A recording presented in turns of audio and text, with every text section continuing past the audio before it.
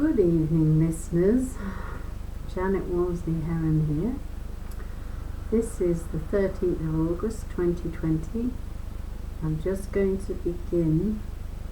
I don't know how far I'm going to read, but I'll give you an insight. It's about Saint Jose Maria Escriva, and this is presented by Father Francesc Faus, and his title about this wonderful saint is called A Man Who Knew How to Forgive. The Lessons from the Life of Saint Jose Maria Escriva.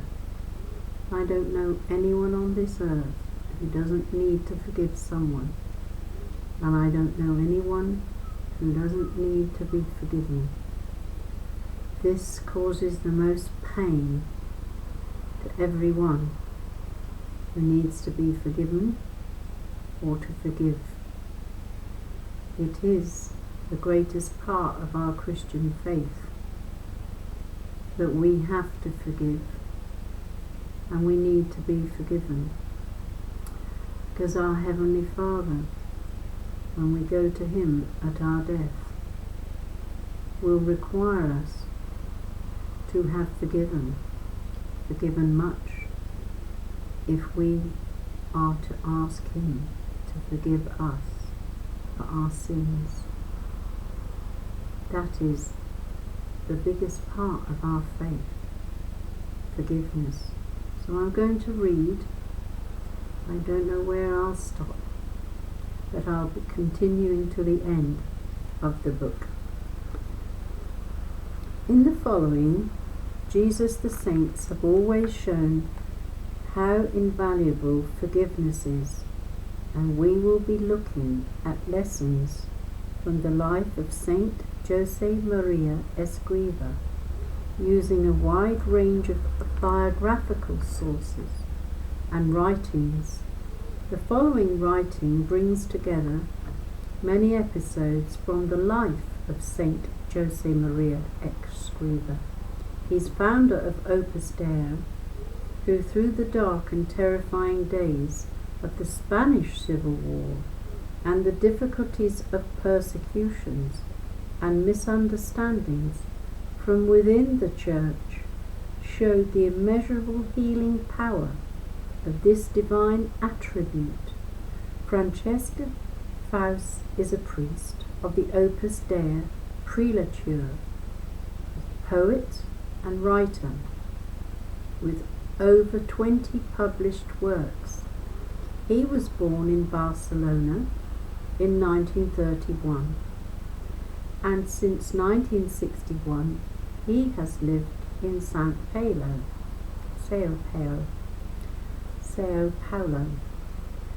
The contents and stories: forgiveness in a climate of hatred, forgiveness in times of war, forgiveness in peacetime. These are stories of forgiveness.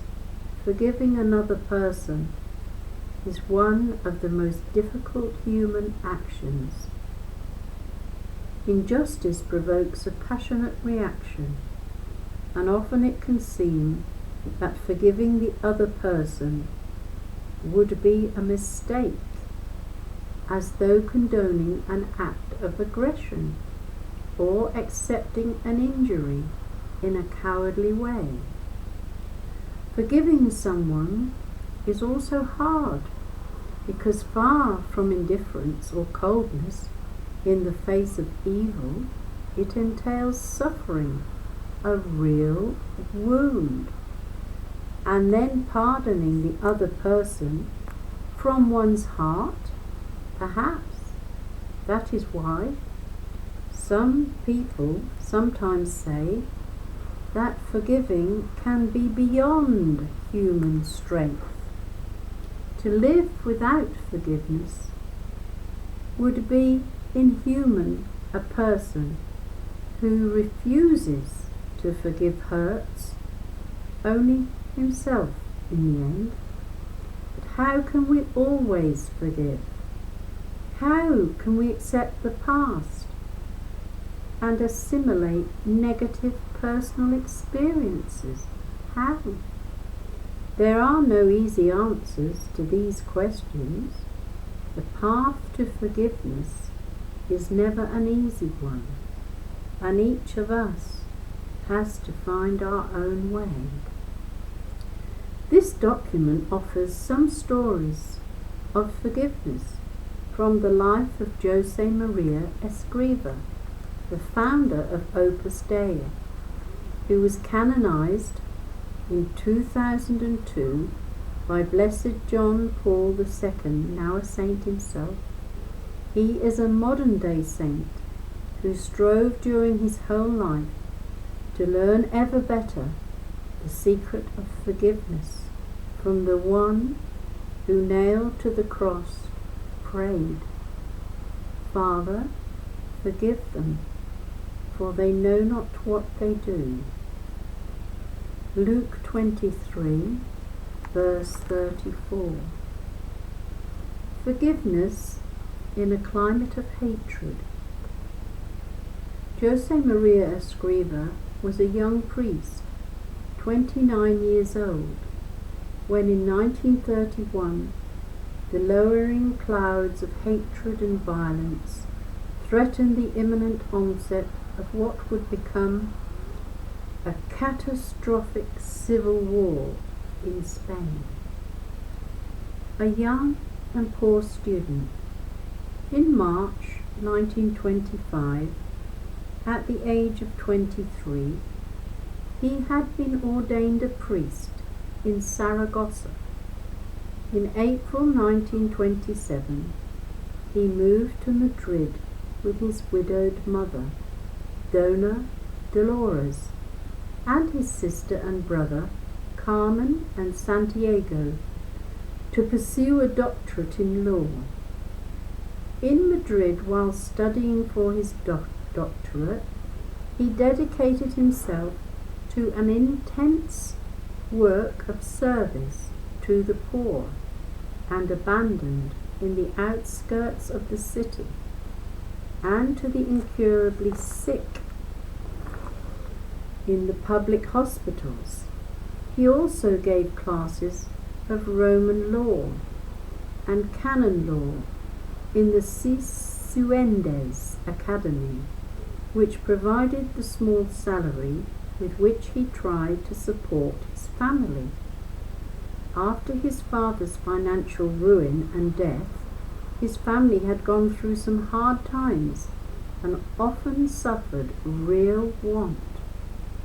There in Madrid, on 2nd of October 1928, with social and political unrest already beginning to break out, Jose Maria had seen what his mission on earth was to be, opening up in the middle of the world a path of holiness in professional work and in the fulfillment of the Christian's ordinary duties. As we read in the prayer card asking for Saint Jose Maria's intercession, this path, which later was to become known as Opus Dei, offered a new ideal, one that back then seemed revolutionary, that holiness could be attained in daily life by any Christian amid the professional, family and social relationships that make up ordinary life for most people. Darkening clouds. In circles close to the Falange, the far-right party of fascist inspiration, the conviction was growing that the only dialogue possible with the radical left, the socialists, anarchists and communists, who were united by the alliances with the government of the Republic, was the dialectic of fists and guns. At the same time, in the agitated ranks of the anarchists and the communists, still intoxicated by the recent victory, of the Communist Revolution in Russia, 1917, it was not unusual to hear someone say that Spain's problems would only be solved on the day the last priest was strangled with the intestines of the last bishop. Quite nasty stuff, eh? The propaganda of the far left, integrated in the heterogeneous coalition that formed the governing Popular Front, exacerbated the hatred and prejudice against religion. For had not Marx himself defined religion as the opium of the people? And wasn't Christianity being implacably persecuted in Russia? The church and the clergy were seen as reactionary agents who had to be eliminated. Messianic and antagonistic ideologies boiled up, closed to any possibility of dialogue. The great majority of the population was not in agreement with these extreme ideologies. After free elections, a centrist coalition held power for a short period of time. But the Pandora's box of extremism had been opened, and the streets of Madrid, Barcelona, and other cities were already flowing with the blood of the dead of both sides, while the people's militias left churches and convents in flames. On 11th of May 1931, smoke from the burning of 10 convents and monasteries darkened the sky of Madrid. The following day, similar events took place in many Spanish cities, and over 100 monasteries and convents were set on fire. The civil authorities proved to be helpless in containing the situation. In October 1934, an unsuccessful coup d'etat took place in Asturias, which resulted in the destruction of 58 churches and the killing of 34 priests. The Popular Front government was relentlessly taken hostage by the extremists, whose eagerness to do away with religion and priests led to open persecution against Catholics. Thus Catholics had no alternative but to join, often unwillingly, the side opposed to the government of the Republic. It is easy to imagine the heightened tensions and political fervour among young people and adults during those years of the 30s. Jose Maria Escriva had begun to spread the Christian ideals of Opus Dei among university students and workers, very few at first and at slow rate. When the war broke, the number of members of Opus Dei was less than a dozen, all young people, and most of them students at an age when passions are strongest. Amid these polarizing currents, Jose Maria Escriva created around him an atmosphere of reconciliation, with respect for all social and political positions that a Catholic could defend, along with a serene understanding of those who held ideological positions incompatible with, or even aggressively opposed to, Christianity. He thus made a reality in his own life the motto of Saint Augustine: interficere errorem diligere errantem. Fight against error, but love the person who is mistaken. For Jose Maria, fighting against error meant knowing how to dialogue and learning to listen to those who do not agree with us, and doing so with patience and respect. A heart in love with freedom. One of Escriva's first followers, Pedro Casciaro, was the son of a staunch socialist, a prominent Republican who, after the Civil War, was persecuted by the nationalists but managed to save his life by fleeing to Algiers.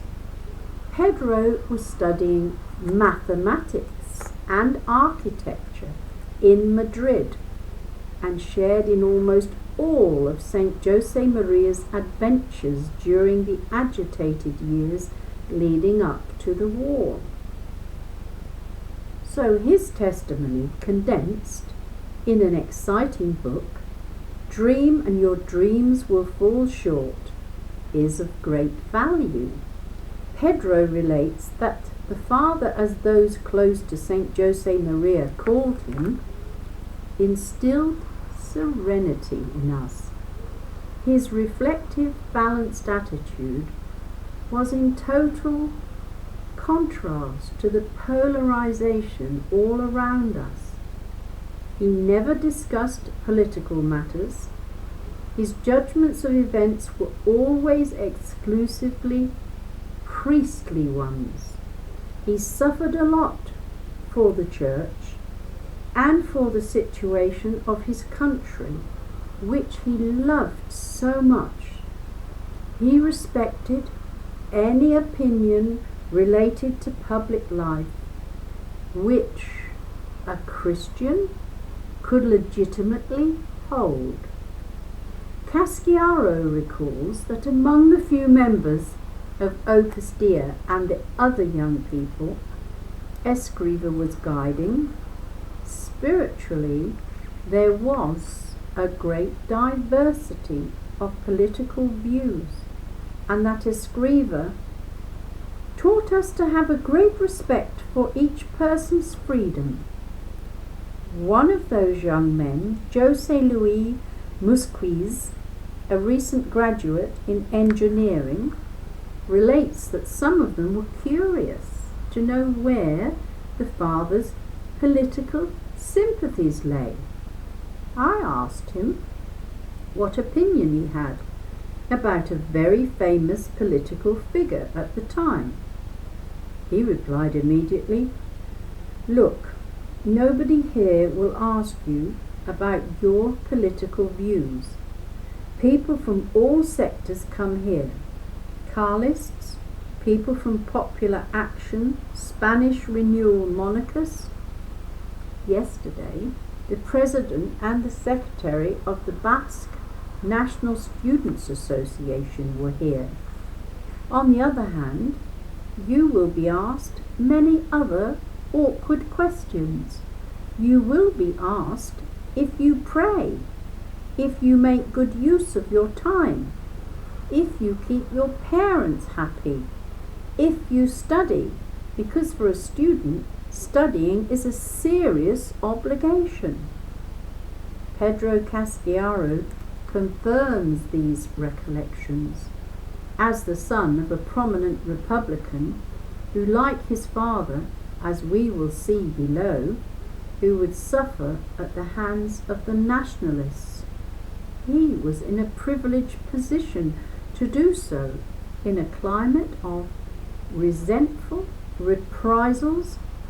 Not once did I ever see or hear the father say or do anything that was not in keeping with his serenity, prudence, and charity towards everyone.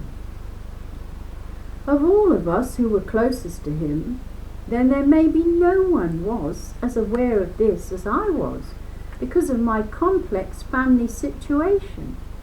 I would immediately have detected a wounding comment a contemptuous gesture or allusion, but he never made one. The father never talked about politics. He wished for and prayed for peace and the freedom of consciences, open to everybody, and with real greatness of heart. He longed for everyone to turn to God and get closer to him. He never expressed resentment. In those days, it was not easy to combine love of justice with charity, but the father knew how to do it admirably. Reconciliation through soccer.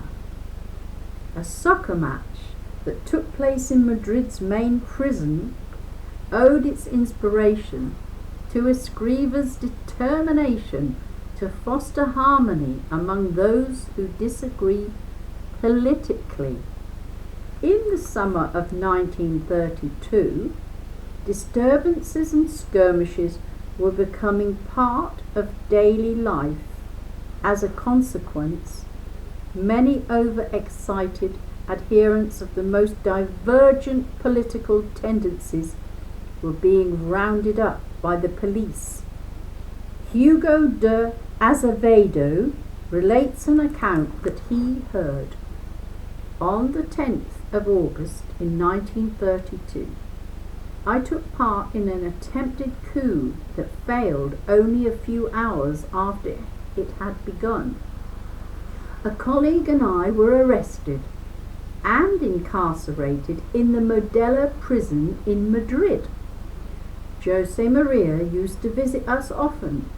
He never showed the slightest vacillation, regardless of the risk when it came to the spiritual care of people.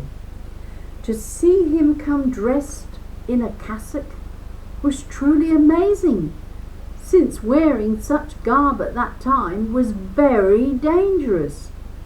We would wait in the visiting room for political prisoners, a large hall with two grills about 10 centimeters apart that separated visitors and prisoners.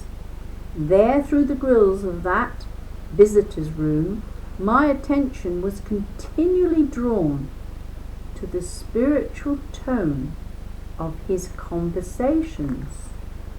He insisted on the importance of work and study, which at first seemed to me hardly appropriate given the circumstances of our enforced imprisonment, but the way he spoke, making us suddenly realize the sanctifying value of work, produced an immediate effect. I began there and then to give classes and study French. During those months, some anarchists from southern Spain, Cadiz, if I remember correctly, killed several civil guards, including the barracks chief, and proclaimed the Libertarian Revolution. They also were arrested and locked up in the Modelo prison in a different section from ours. Each day, all the prisoners, common prisoners as well as political, went out into different yards for an exercise. We were dumbfounded when we saw anarchists in our own yard. We usually played soccer and continued to do so under the frightened gaze of these unexpected companions. At the first opportunity, I explained my problem to the father. How can we be expected to get along with men who are so opposed to our own ideals and our faith? His reply stopped me in my tracks. Now you have the opportunity to speak with them, to converse with each one of them, in particular with respect and kindness. Keep in mind that they probably did not have Christian parents as you did, nor live in surroundings like yours. What would have become of you and me if we were in their situation? We shouldn't forget that we have received the faith gratuitously and have the obligation to spread it. Now you have the opportunity on this playground to show that you are Christians living and playing ball with them as if they were your best friends. And he added, when you pray the Our Father, pay a lot of attention to the first two words. Our Father. The person who spoke to the Father was stunned, but after thinking it over, he followed the advice he received. After a few days of tense relations on this playground, a soccer match was organised along the terms suggested by the father. I was the goalkeeper, and my defenders were two anarchists. We never played in the same position for long, with greater style and less violence. On leaving prison, I kept up a friendship with some of them, and a number of them came back to the church. Climbing the hill of forgiveness. Nevertheless, the truth is that the value of a scribe's patience and forgiveness can only be understood if we take into account that his character was by nature exactly the opposite of any coldness or callousness. Jose Maria Escriva was the antithesis of the naturally easy-going man. He had a strong, energetic temperament, prone to quick and passionate reactions. So his ability to forgive can only be adequately explained by his struggle for self-dominion in the service of his mission, and above all, by his love, a love for God and men that aspired to become ever greater, vivified by the root from which it drew its strength, God's grace. This transformation took place without losing any of the generous impulse of his decisions and actions, the energy and forcefulness of his words and deeds.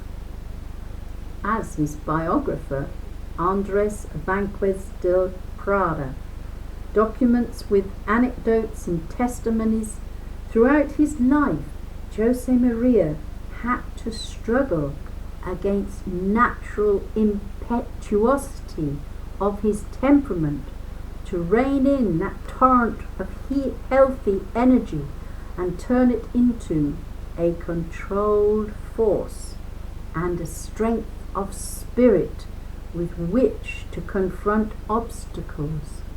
No one is born holy. No one is born virtuous. Jose Maria was a pleasant and likeable child, but not easily given to restraining himself when provoked.